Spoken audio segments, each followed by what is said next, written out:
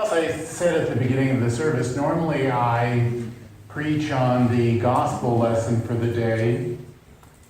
And this gospel lesson is a wonderful gospel lesson. Lots of different sermons could have been written on them, and I've written many on them. It's a great reading. But as I was reading today's lessons, for some reason the first lesson jumped out at me. It focuses on Paul and the twists and turns of fate, or God's will, if you prefer, which led him to first appear in Philippi, then to a riverside prayer meeting, and finally to the home of a woman named Lydia, who became the leader of the first church in Europe. As the story opens, Paul is a very frustrated man. His first mission trip had gone well. From his base in Damascus, he went to the eastern part of Asia Minor, which is what we now call Turkey. With his partner Barnabas, a gifted preacher and a trusted friend. But his second missionary trip was a bust so far. First, he and Barnabas had a falling out. A big argument over Mark. Mark had gone part of the way with them on their first journey, but then he got homesick and he went home. Now, Mark wanted to go with on this second missionary trip, and Paul wouldn't hear of it. No second chances, Paul thundered. Barnabas insisted. Paul said no way. So finally, Barnabas went out preaching with Mark, and Paul picked a new partner, Silas. See, there was conflict and disagreement in the early church too. So Paul's mission journey started off in a rocky sort of way. This time they were going to the western part of Asia Minor, but they couldn't seem to get anything going once they got there. It just wasn't clicking. It just wasn't going well. The verses immediately preceding today's gospel lesson say, they had been forbidden by the Holy Spirit and prevented by the Spirit of Jesus. Now, we don't hear that kind of talk very often. Being prevented by the Holy Spirit and the Spirit of Jesus. But then Paul had a vision. A vision that called him to go to a new place. A place that he had never thought of. A place in a ministry which never even crossed his mind. God showed him a man of Macedonia. That means a Greek. Showed him a Greek. Pleading with him to come over the sea and bring the gospel to their land. So Paul and Silas went to Philippi, named after Alexander the Great's father. And on the Sabbath day, they went looking for Jews. They went to people with whom they were familiar, hoping to start a conversation with them. It was a tiny Jewish community in Philippi, In fact, they were so tiny that they didn't even have a synagogue. They met in good weather under the trees down by the river. Notice that the text says that they met outside the gate. That's important.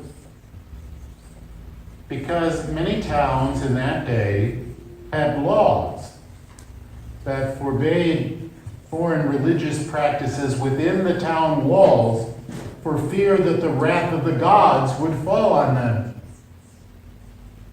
So people like the Jews had to go outside the city gate in order to worship.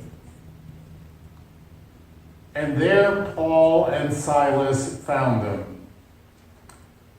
Well, at least they found the women. And that's interesting. Even though it was a man who had spoken to Paul in his dream, it was the women who were at prayer. Or perhaps there were both men and women at the meeting, but it was only the women who were open to hearing anything new. Paul and Silas sat down and shared the gospel.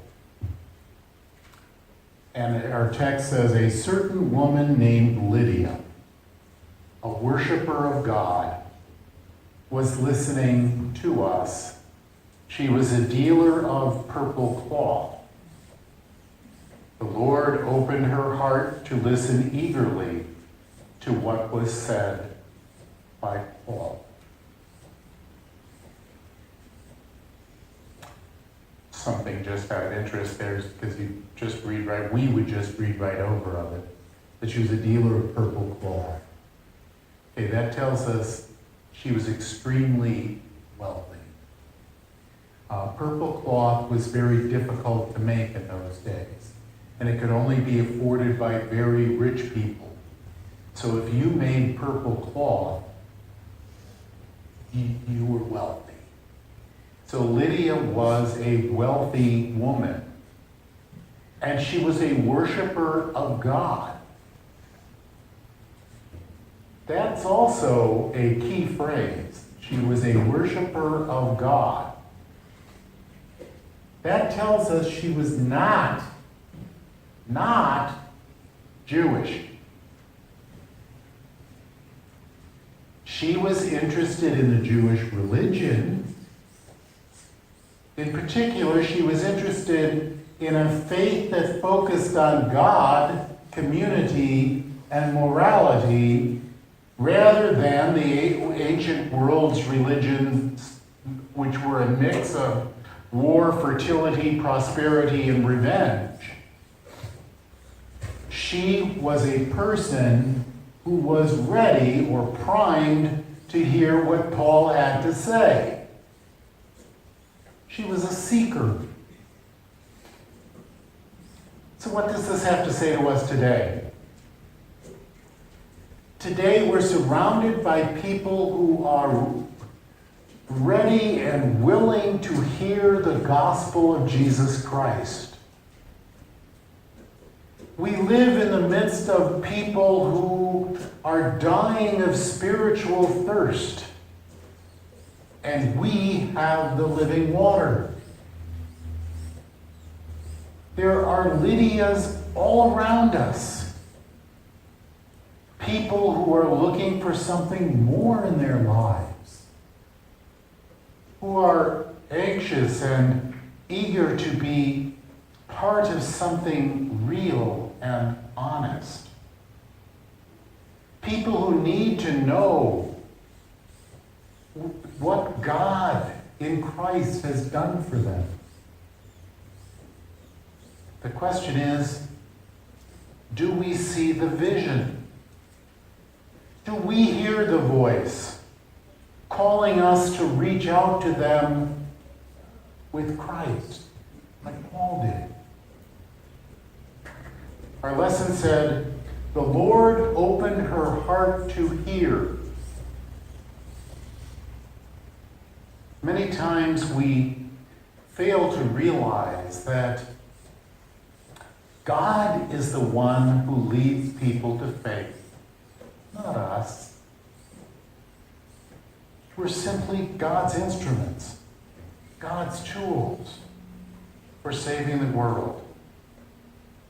As our ELCA catchphrase puts it, God's work, our hands. God does it, not us.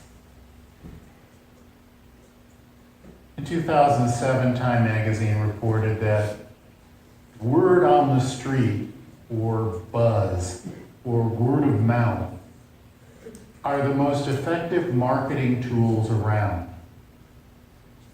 When it comes to brands, consumers say that they're influenced by people, not by ads. 56% reported that they tried a new product because of a recommendation by a friend or a family member. 10% because of TV ads. 9% because of newspaper ads. 6% because of radio ads.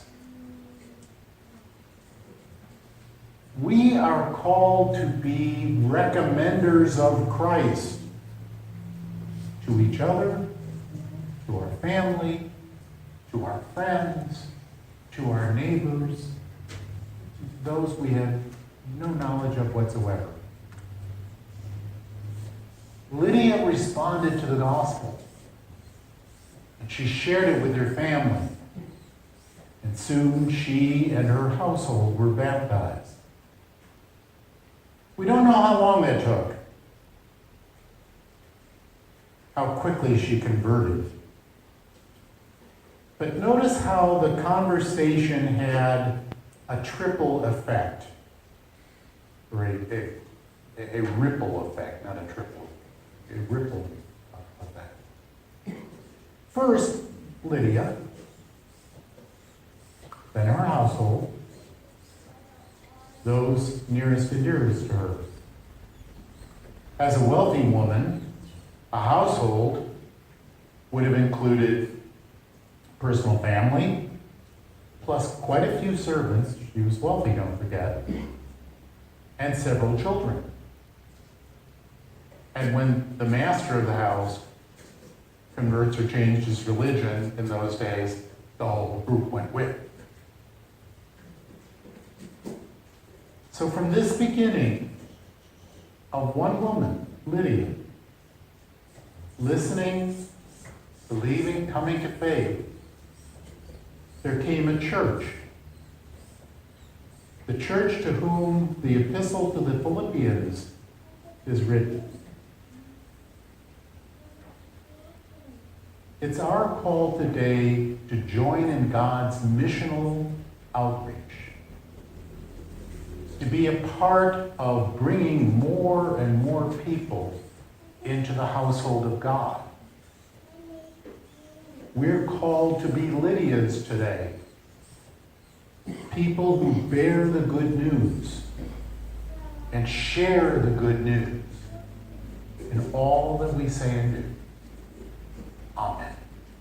The peace of God, which surpasses all human understanding, keep your hearts and minds in the knowledge and love of Christ Jesus our Lord. Amen.